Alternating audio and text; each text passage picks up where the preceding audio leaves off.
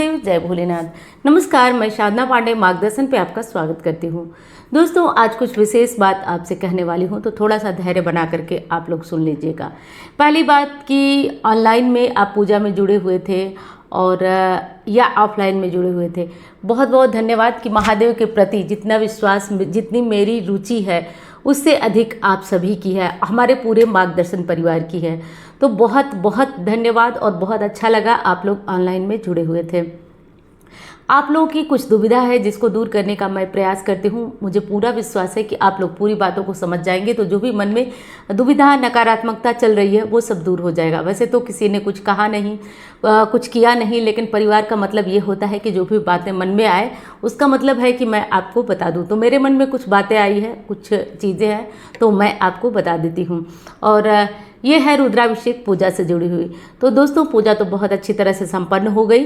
जो लोग आए थे उनको भी धन्यवाद, जो नहीं आ पाए थे उनके लिए तो मुझे थोड़ा सा अफसोस हुआ, क्योंकि वो आते तो वो आनंद लेते जैसे लोग आ करके आनंद लिए। खैर, नहीं आ पाए, कोई बात नहीं।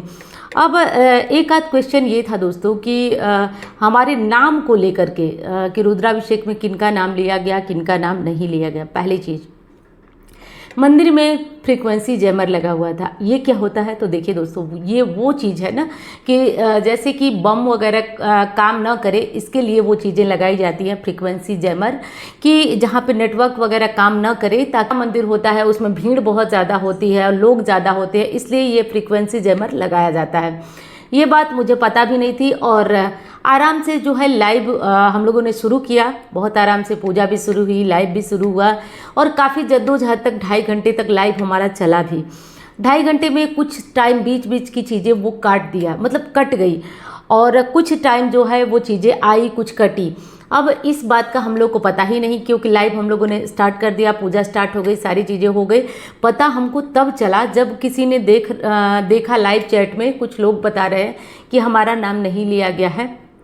तब देखा गया, तो लाइव चेक किया गया, तो उसमें देखा गया कि लाइव तो बंद हो चुका था। फिर उसके बाद हमने जो है वहाँ के लोगों से बात किया कि दिक्कत कहाँ से और क्या आ रही है। तब पता चला दोस्तों कि मंदिर में तो फ्रीक्वेंसी जैमर है और इस कारण लाइव बहुत अच्छे से नहीं हो पा रहा। सारी चीज़ें हो पाई लाइव में, लेकिन कुछ कुछ नाम जो है वो उसी टाइम दुर्भाग्यवश कैमरा बंद हो जा रहा था। और रही बात कि आपके नाम, आपके किनके नाम लिए गए, किनके नाम छूट गए। तो दोस्तों, महादेव से यहाँ कहती हूँ, आपसे नहीं, महादेव के मंदिर में मैं बैठी हुई थी और एक एक लोग, जो लोग 50-60 से ऊपर लोग आए हुए थे, वो लोग देख रहे थे कि मैंने 3-3 बार संकल्प किया। यहाँ तक कि हमारे पंडित जी ने कहा कि अरे मैडम, जो है हमारी ऊर्जा चली जाती है, आप जो है संकल्प उन लोगों से बोलिए कि करें, आप क्यों किसी के लिए संकल्प ले रही हैं, क्योंकि इससे तो आपके काम नहीं पूरे होंगे। आप जिस मनोकामना से काम कराएंगी, पूजा कराएंगी, आपके काम नहीं पूरे होंगे, क्योंकि संकल्प तो आप दूसरों के लिए ले रही हैं। दोस्तों, विश्वास मानिए, मैंने उसी वक्त पंडित जी से कहा कि पंडित जी, ये परिवार है और मुझ पर भरोसा करता है, तो आप मेरे काम की चिंता छोड़िए, मेरा तो जो महादेव लिखे होंगे वो होगा।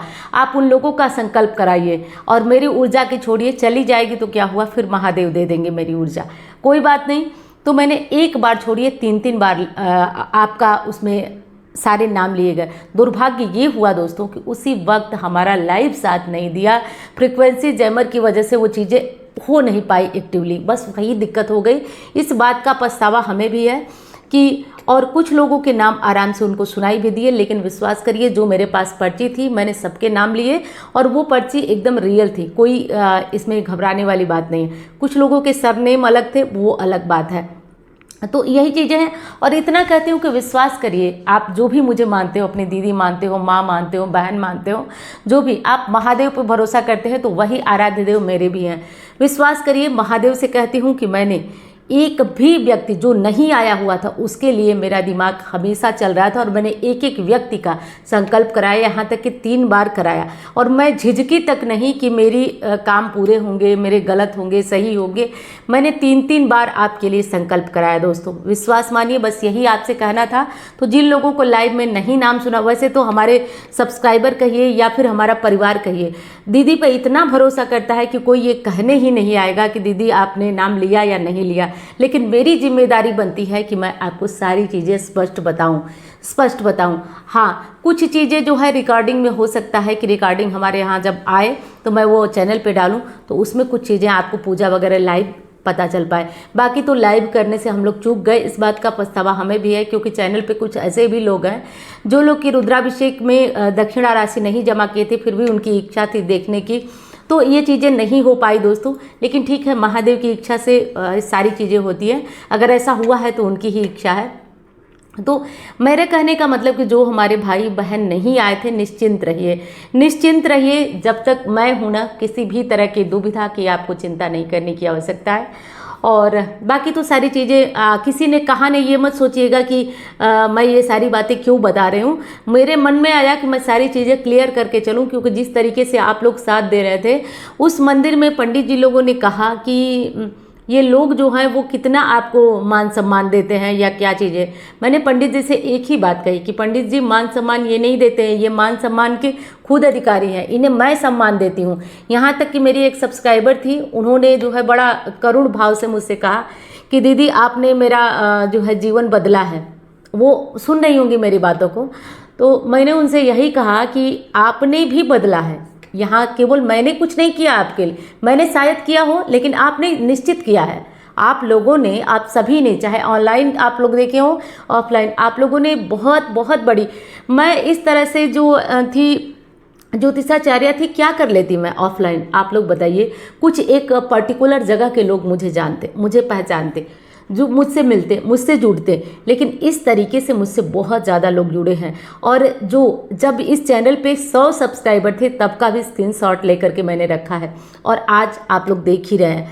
तो ये आप लोग का प्रेम है, और ये जीरो से और ये जो हीरो बनने तक का सफ़र जो है ना हमारा, वो आप लोगों की वजह से है। तो मैं इस ज़िंदगी में जब तक मेरी सांस में सांस है, कभी भी मैं आप लोगों को निराश होने का मौका नहीं दूंगी। इतना विश्वास करके चलिए। अगर मेरी बातों को सुन रहे होंगे तो आप लोग विश्वास करके चलिए मेरी बातों को। बस लाइव नहीं हो सका, इस बात का मुझे दुख है।